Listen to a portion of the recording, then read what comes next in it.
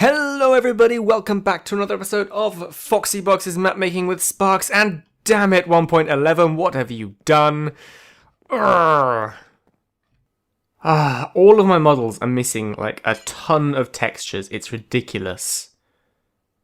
Look at this. What? Today's episode is going to take ages to make, and we are bloody well getting rid of this intro because it sucks, and we are going to do it better. Okay, so this here is our login line. This is what happens every time we log into the game, and currently that intro cutscene thing is just stuck on the end here. It plays all of this stuff, and then when it's done, it actually does the stuff. It teleports us to our start location.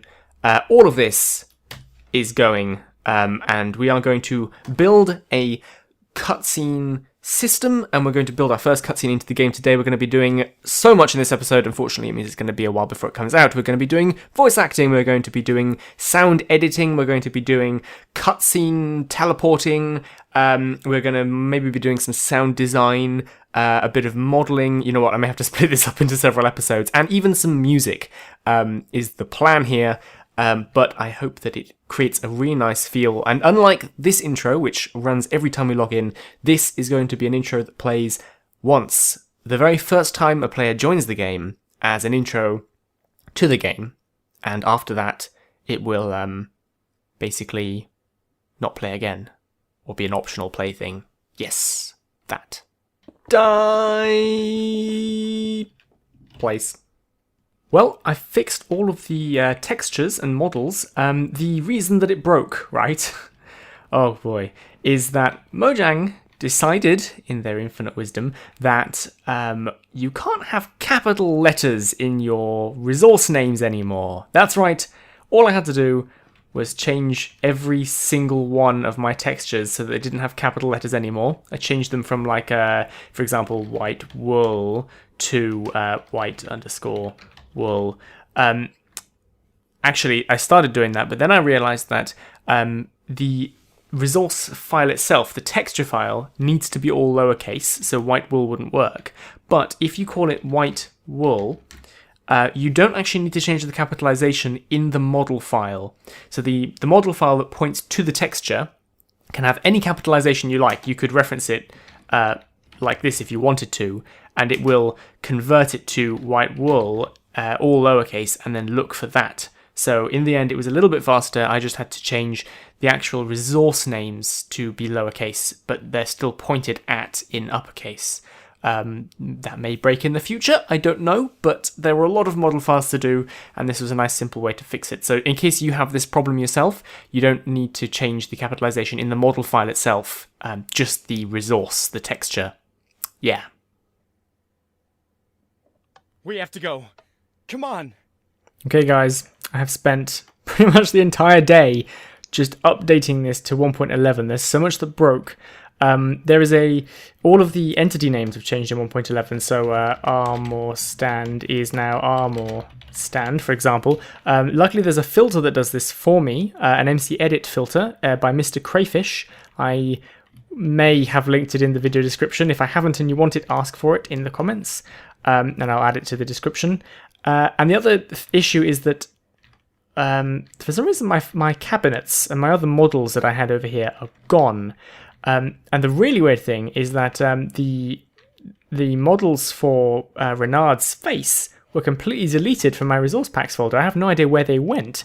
Very luckily, I'm a generous Sparks, and I actually had all of the models uploaded to GitHub so that you guys can have a look at them yourself. And I basically just went to my GitHub, re-downloaded the JSON files and the OGG file for the sound, which had also vanished, and put them back in the game. So I don't know how that happened. Maybe what I'm thinking, because I did do this once before and I noticed then, is I may have copied, instead of copying the files from the resource pack to the GitHub folder on my computer, I moved them instead of copied them. Maybe that's what it is. But yeah, most of the day has been spent fixing the game for 1.11. We have to go. Come on. And he still has a bit of a black thing on his nose when his mouth is shut that I need to get rid of. But Yeah, slow progress. I have had a conversation with Noodle Soup, though, about the music scoring for this cutscene. So the next thing we're going to do, I swear we're actually going to get onto this now, is the cutscene system. Alright, it's a few days later, and it's very cold today, and I'm wearing this really warm jacket thing, but it's quite noisy, so I may have to take it off for recording. Anyway, what we're going to do next is talk about the cutscene system. Now, we're probably going to be wanting to use armor stands for our cutscenes in places for custom models and moving things around, things like that. And if that's the case, then we need to give them some proper blue screen suits, because if we're in game mode 3, which we may do for some of our cutscenes, invisible armor stands are no longer quite so much so. So you can see we've got, even in with this texture, they're visible. But what I've done is, as some of you may remember, I actually have 2 resource packs on right now. I have the Foxy Boxes resource pack, and I have the Foxy Boxes dev pack. Now the dev pack does things like puts a little border around the items down here and a little highlight square. And now it also colours in armor stands. So if we go to my resource packs and we take off the dev pack, we will see, once it loads, that a couple of things have changed. Namely, the armor stand is now completely invisible, even in game mode 3. You can see it with F3B that it's there, but that's good. And also you'll see that there's no indication of which item I'm selecting down in the bottom anymore. So, because we're not going to be using a selection system for this game. So that's a good starting step. Which will allow us to do proper stuff in game mode 3. For some reason, when I was first starting on this project, it never occurred to me to actually remove the texture for armor stands, which is, I guess, a bit of my sort of game mode 4 thinking, where I don't really think with texture packs. But yeah, we can do that to make sure that... I'm pretty sure that if they're... Actually, let's just try this. If we put a block in their hand or on their head or something, we can still see the block. Yeah, we can still see the block. I'm not even going to bother testing it. That's definitely the case. If they have no texture, the blocks that they are wearing will still be visible. That's definitely going to be the case. So, we need a way of initiating cutscenes, which allows us to do our stuff. Now, let me talk a little bit about the intro cutscene that we're going to do. So the very first time that players join the game, we're going to have a little introductory cutscene, which is going to play once. I think I mentioned this earlier in the video, and it's going to be... I've been trying to work out how to do this for a long time. My original plan was to sort of introduce people to the concept and the characters. I was going to have a school class going to a field trip to a business, and that is the business that the pharmaceutical company which holds Raposa and Renard as test subjects. For those of you a little hazy on the script here, Raposa and Renard are currently, at the beginning of the game, test subjects for animal testing in a research laboratory. And so what I was thinking was to introduce people to the game. I was going to go with a sort of a speaker, a representative of the company, who I have temporarily at least called Invisicorp, to talk to the class about what they do here at Invisicorp. Very cheerful, very customer-facing kind of thing. And he's going to be talking about how they use animal hybrids for testing, so that people don't have to worry about tests going wrong. You know, no human lives are on the line, and that's what's important. I was going to have this entire thing animated in a classroom, so a camera was going to be panning around a lecture room with the speaker talking at the front with some slides or something. But having played around with our Renard mouth here, I'm beginning to realise that We have to go. Come on. That animating any kind of armor stand stuff, while possible, is going to be incredibly time consuming. So I want to cut down on that. So what I'm going to try and do is go for a contrast here. We're already going with a contrast with this script at the beginning, because we have the sort of terrible injustice of Raposa and Renard being locked in this facility and being tested upon, when clearly, as our game will demonstrate, they are sentient, they're capable of feeling and all of that. You know, it's a bit of an ethical conundrum that exists today with animal testing.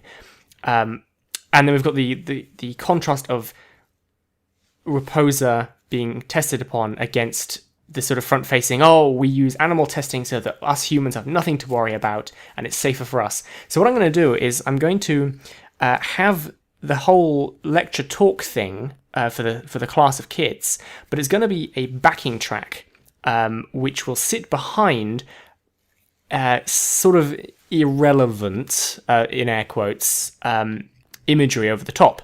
So we're going to have some music which is going to be scored for this specifically by Noodle Soup, who's awesome guy.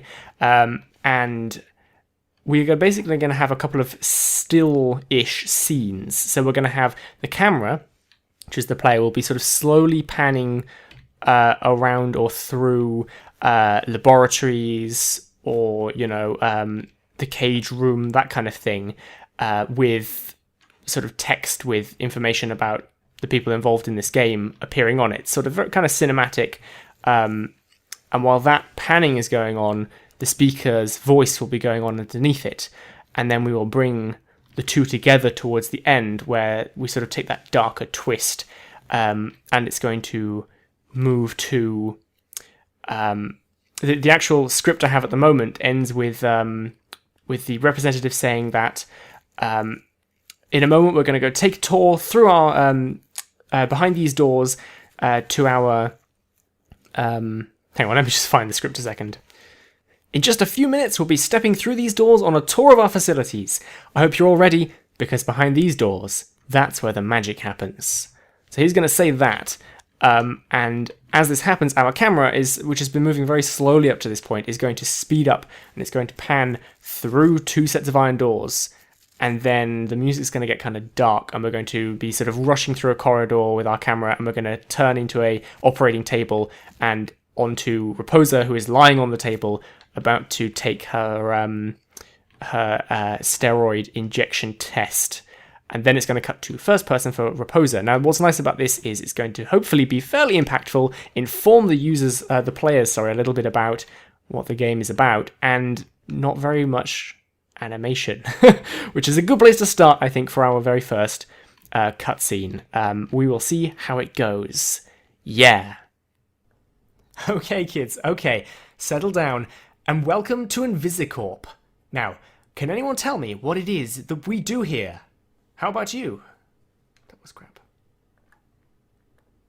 Okay, kids, okay, settle down, and welcome to Invisicorp. Now, can anyone tell me what it is that we do here? How about you?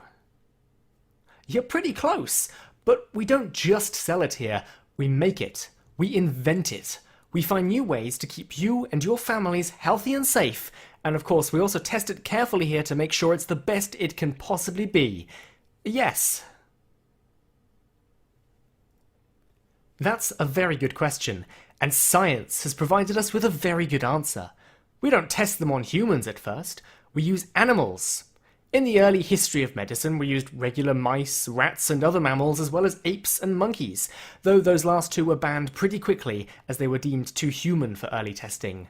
No, science has let us create brand new animals from nature's existing ones, specifically designed for testing medicines without humans having to worry about testing going wrong and hurting someone. Now, in just a few minutes, we'll be stepping through these doors on a tour of our facilities. I hope you're all ready, because behind these doors, that's where the magic happens. Okay, so what I've done here is recorded a line into a program called Audacity, which is free to use, and I use it quite a lot for editing. Now, I actually messed up this last line because I accidentally nudged the mug on my desk, and you can hear it just about here, of our facilities. I hope you're all ready, because there it is, that bump. Because I could try filter that out. I think I'm just going to re-record the line, so I'm just going to delete this part and try again. That's where the magic happens. So now I'm just going to delete the start this bit here, and then I'm going to move this up here so that it's in line with the rest of the clips, and just play that back and see if the pause sounds okay. Testing going wrong and hurting someone. Now, in just a few minutes, we'll be Okay, I can delete this extra track, and we should find that this is our finished track now. So what I'm going to do now is I'm going to record a short clip of silence from my room to get the background sound.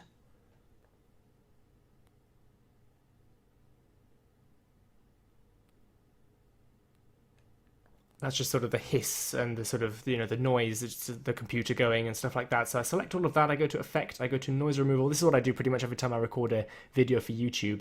Get the noise profile from this silence, and then I can select this clip and run the noise removal on it, which will clear out all of that background fuzz so that everything behind me is silent and it should just be my voice left. Wrong and hurting someone. Now, in just a few minutes... Okay, so, we actually have 2 extra spaces in here for lines that are not mine. There's one here, and I actually have this line already recorded. Twinkles' son, I don't know what his screen name is or should be, so I won't mention his name, but Twinkles' son recorded this line for me, and I actually have this on a file. I'm going to drag this in here, and we can have a listen to it. You sell medicine. You sell medicine, that's the line. We're going to boost the gain a little bit because it's a bit loud, and you'll also notice there's some noise in there, some buzz. So I've actually asked Twinkles to send me a background noise file here as well, which we can listen to. So there's a bit of a, if I can zoom in a little here, there's a bit of a click right here, here. So I'm going to select this bit here, which is nice and clean. And we're going to do the same thing. We're going to get the noise profile, going to remove this, and then we're going to apply that to this, like so. And that should get rid of the buzz from this clip. You sell medicine. Okay, I do actually still hear a bit of a buzz there. I'm going to try and get some more buzz off the end of this. Medicine. Because she recorded the background noise file shortly after the main file, which can cause problems. So I'm just going to try this, otherwise I may have to ask them to re-record. Get noise profile, remove noise. Let's try that. You sell medicine. Seems a bit cleaner, that's good. So what we can do now is, can I zoom out using control? No, I can't. Okay, we'll have to do it this way. We're going to go over to the bit where we actually want this line, which is over here, I believe. How about you? Yeah, and then we're going to drag this over there.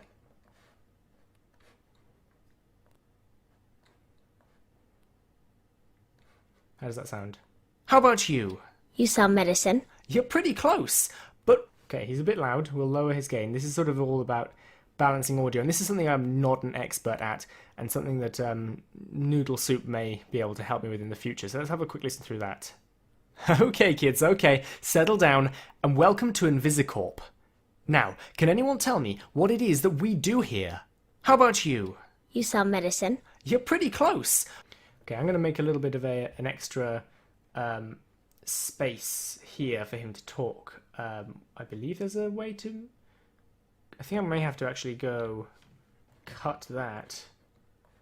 I don't use the cut feature in this very often, and just move to like here and then paste. There we go. How about you? You sell medicine. You're pretty close. That's a better pause, I think. We don't just sell it. There is another gap over here. And this line, I haven't been able to find a young person who might be on a school trip to actually do this line. So if you're interested in doing the line, here's the line. I'll read it out for you, roughly how it should be. It can possibly be, yes. What happens if you test it and it doesn't work right? With the person who tried the medicine? That's a very good question. That's not a long enough gap, is it? Clearly I need to extend that gap a little bit. But yeah, the line is, what happens if you test it and it doesn't work right? Would the person who tried the medicine be alright? So if anybody wants to have a go at that who is young-ish or can do a youngish voice, has an okay microphone, and can send me that along with a short clip of them not making any noise so I can get a nice noise profile, you're welcome to. That would be quite nice to have your voice there, because I do not know many children. All the children I knew have grown up. It's silly. Or are like babies. Like some of my friends now have children. I don't know what they were thinking, but and especially because they're no good at voice acting yet. They're all too young. Anyway, so for now, I guess I'll put my own voice in there. I'll put on a little... I'll do a very awful kid's voice to placeholder, and we'll go with that. What happens if you test it and it doesn't work right? Would the person who tried the medicine be alright? awful. Awful. Okay. Let's never talk of this again. Alright guys, so this episode has spanned a lot of time. First of all, I had to go to the World of Madness Christmas meal, so I couldn't record any episodes then. And right after that, I got a cold, so I couldn't really record any videos at all due to my voice sounding absolutely terrible. And then Christmas happened. So yeah, basically this. In order to make sure that this episode is not the first episode to span 2 years, to 2016 and 2017, I'm going to release what we have here because we have 20 minutes, and we can consider the next episode that comes out part 2, because obviously we didn't get most of the things that we wanted to get done in this episode done. So what I'm going to do is I'm going to go talk to Noodle Soup a little bit, and next episode we will be focusing on tidying up that audio. I started sort of talking through my process for cleaning up the audio, making it sound better, then realized I had absolutely no idea what I was talking about, and that there were hundreds and hundreds of little things you can do to audio to make it sound awful or amazing, all of which I kind of want to talk to Noodle Soup about to see what he thinks. So what we're going to do is next episode we're going to be working on actually starting the cutscene line that I was going to start in this episode, and we'll also have music to go with that, and audio. But as I said, that line from the script, if you want to record that and send that in to me, you can email foxyboxes@accidentalgames.com with a voice clip if you want, or, I don't know, host it somewhere and send a link in the comments. The line was... what happens if you test it and it doesn't work right? Would the person who tried the medicine be all right? So you're a school kid. You're asking this question, either out of concern or by trying to sound clever. Up to you. And if you're a sort of youngish person with a good microphone, and you can send me that line plus a bit of blank noise, like background noise from your recording area, then go ahead. It would be cool to feature you. Be sure to let me know what you need credit as well if you do submit it. I will see you all next time, and Happy New Year.